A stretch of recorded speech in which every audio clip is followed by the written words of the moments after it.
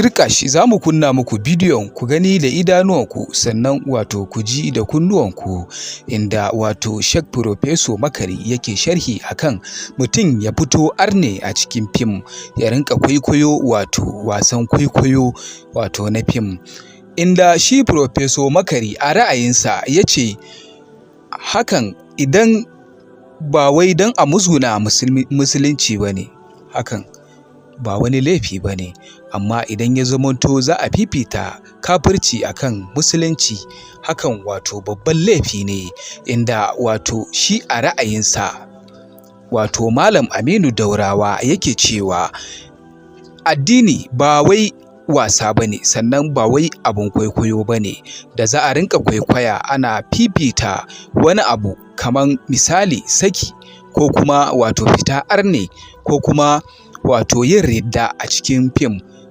Idan aka yi wato mutum ya fita daga musulunci baki daya, amma shi a ra'ayinsa yake cewa gwara ma saki din da ba a riga an yi auren ba.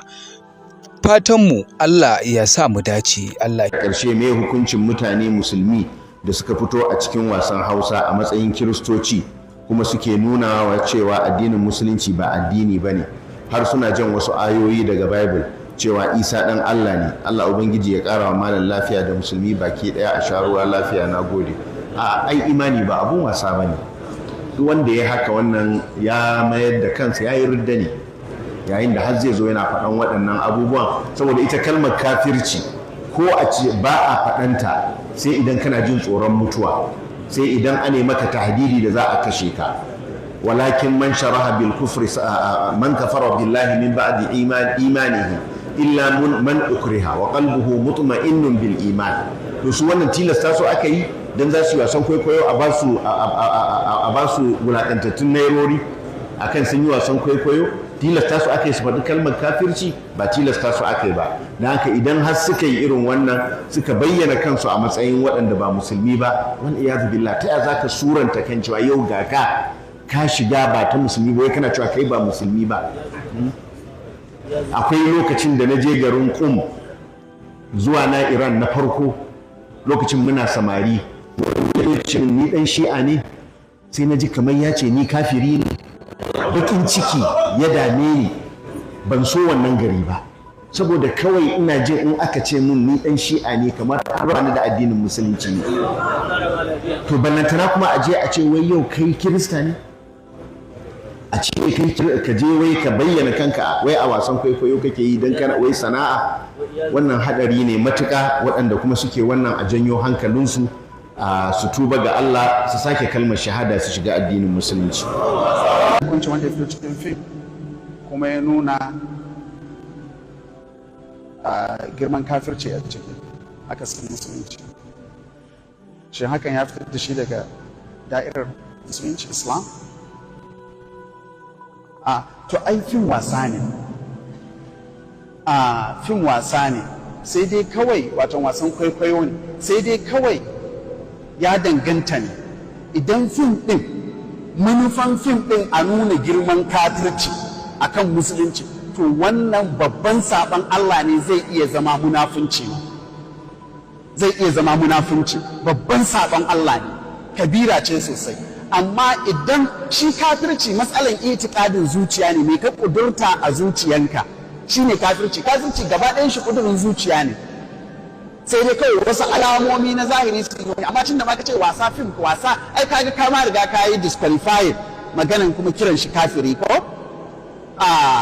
Amma idan ya zama ya fito a fim ɗin ne yana nuna girman kafirci, amma dama script din yanda ake so zai nuna girman kafirci, sai wasu musulmai su nuna girman musulunci, kuma sai musuluncin ya sami ɗaukaka akan kafirci. To kaga wannan ai kamar ana nuna ma mutane ɗaukakan musulunci akan kafirci ne, amma a aikace.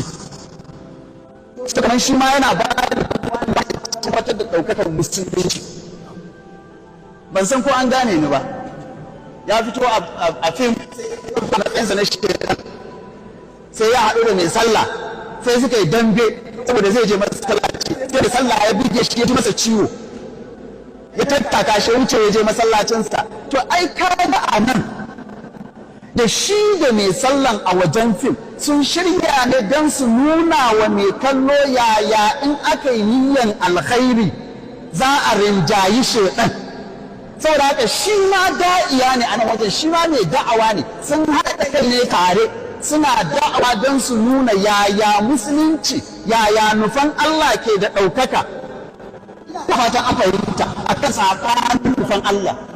Tirkash za mu kunna muku bidiyon ku gani da idanuwanku sannan wato ku ji da kunnuwanku inda wato Sheikh Professor Makari yake sharhi akan mutum ya fito Arne a cikin fim ya rinka kwaikwayo wato wasan kwaikwayo wato na fim, inda shi Professor Makari a ra'ayinsa ya ce hakan idan ba wai don a musguna musulunci ba ne, hakan ba wani laifi ba ne, amma idan ya zamanto za a fifita kafirci akan musulunci, hakan wato babban laifi ne, inda wato shi a ra'ayinsa wato Malam Aminu Daurawa yake cewa addini ba wai wasa ba ne, sannan ba wai abin kwaikwayo ba ne da za a rinka kwaikwaya ana fifita wani abu kaman misali saki ko kuma wato fita arne ko kuma wato yin ridda a cikin fim.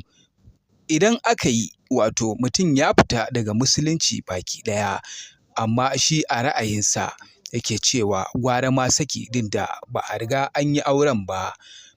Fatanmu Allah ya sa mu dace. Allah